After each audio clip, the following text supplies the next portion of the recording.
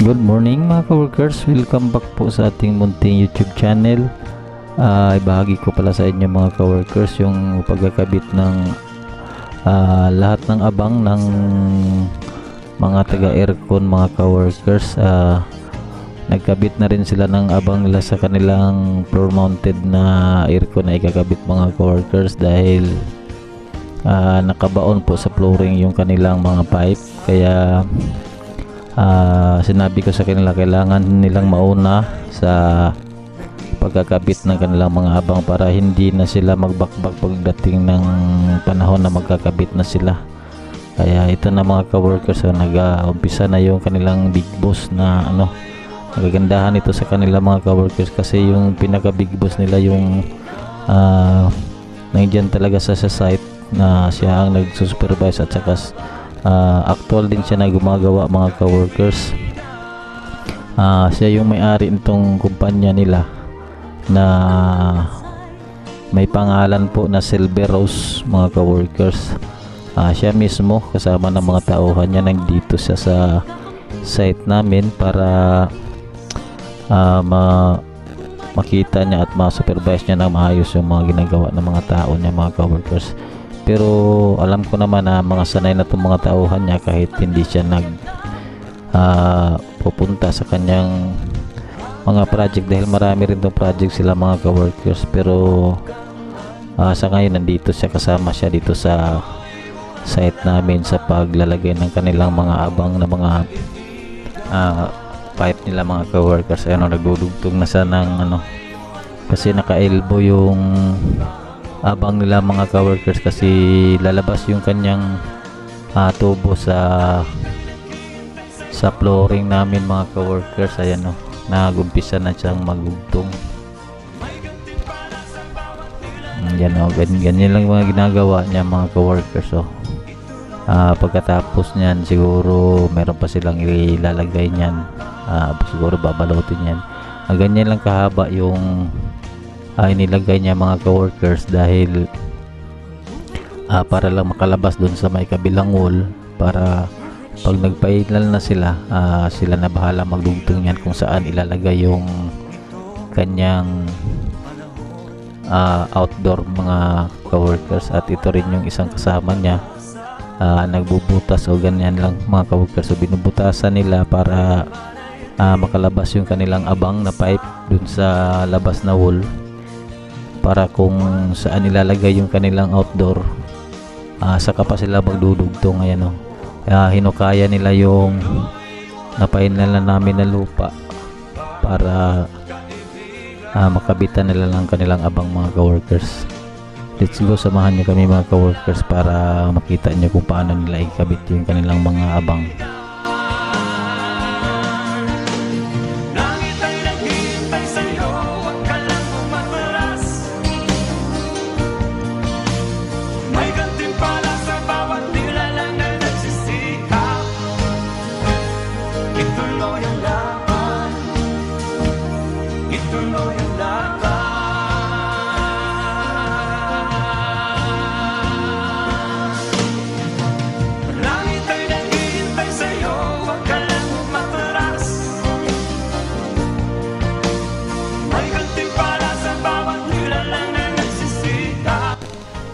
Yan po sila mga ka-workers. So binabalot na nila yung yung pipe na pinuputol nila.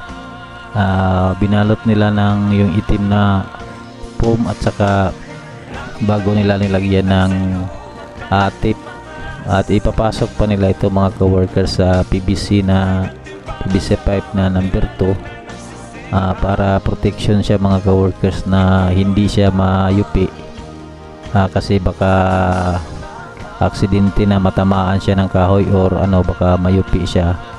Kaya nilagyan nila ng protection yung kanilang pipe na PVC para hindi siya basta-basta na yupi mga ka-workers. Maganda rin tong pamamaraan nila mga ka-workers. Iniisip rin nila yung safety ng kanilang mga gawa mga ka-workers na para hindi na pabalik-balik yung paggawa nila, kasi pag once na nabali ito mahirap na kasi ito madugtong, lalo na pag nabali siya sa may bandang ilalim ng flooring mga ka-workers, mahirap talaga sa idugtong. Kaya maganda rin tong ano, pamamaraan ng kanilang ah, big boss nila mga coworkers. Ayan no, yung pinaka boss talaga nila yung nag-aaktual na magsukat sa ano, sa wall. Kailangan makalabas talaga yung kanilang putol para sila na yung ano, lahat na to mga coworkers sabay na nila tong i-ano, sabay na nilang ikabit. Siguro magkakabit na rin sila nito ng ano, yung kanyang pinaka-supply ng kuryente mga coworkers. Ayan mga coworkers, yan yung mga ginagawa nila. Ayan, bali ano pala to mga coworkers, 4 na unit na floor mounted ang kakabit dito na may 4.5 horsepower ata to siya mga coworkers ang ikakabit dito. Ayan na isalpak niya na yung isa at saka yan na yung mga coworkers, lumabas na yung ano, lumabas na sa kabilang, sa may bandang harapan yung kanyang PVC nga nakaabang mga coworkers. Ayan, pag bubuhusan nila yan ng ano, ng halo para matibay at hindi na siya gagalaw. Saka kami mag preparasyon na rin ng flooring namin. Magkabit kami ng plastic at saka bago kami mag lagay ng kanyang mga bakal mga coworkers. Ayan kung ganyan lang yung ginagawa ng mga tauhan niya, yung mga tauhan niya yung nag-a-assist sa kanya. Ayan, tapos na nilang malagyan ng tape, tapos lalagyan natin nila ng ano, ng PVC na number 2. Ipasok nila to sa PVC na number 2 para safety yung gawa nila. Saka ang kagandahan ito nila mga coworkers, nakikinig sila rin sa ano, mga pag may konting suggestion, nakikinig sila. Hindi katulad ng mga iba na pag may sinuggest ka, hindi nakikinig kasi para bang may iniisip nila na sila ang may mas malaki ang nalalaman sa kanilang ginagawa dahil yun ang mga araw-araw nila na ginagawa. Pero minsan naman kasi sa construction, kailangan lang talaga na marunong makisama mga coworkers sa mga tauhan, lalo na sa mga gumagawa rin ng construction. Pero ito sila, hindi ito sila mahirap kausapin mga coworkers. Makikinig naman sila, lalo na yung kanilang boss mga coworkers. Napakabait po na tao ang kanilang ano, bossing mga coworkers. Ano, siya mismo yung nagdugtong ng ano na pipe na pang-abang niya mga coworkers. Ayan shout out nga pala sa iyo boss. Siya yung ano, may-ari ng Silver Rose sa aircon mga coworkers. Ayan ganyan lang yung ginagawa niya. Pagkatapos niyan, yung dalawa niyang tauhan na ang babalutin nila, tapos sa kanila ilagay doon sa may PVC pipe na number 2 mga coworkers. 4 na unit to ang gakabitan nila. Pang-5 yung dito sa may ano, 4 na malalaki at saka isang split type na dito sa may guest room niya mga coworkers. Ayan. Okay mga coworkers, hanggang dito na lang. Kung bago pa lang kayo napadpad dito sa aming munting YouTube channel, huwag nyo naman pong kalimutan na paki-like, share at paki-subscribe na rin po.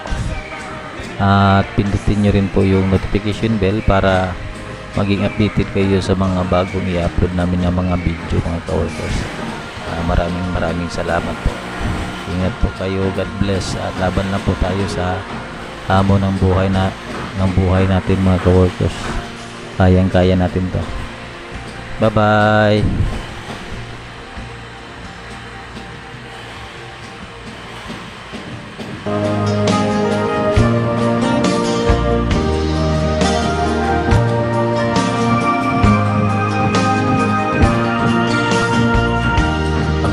Minsan ay walang direksyon,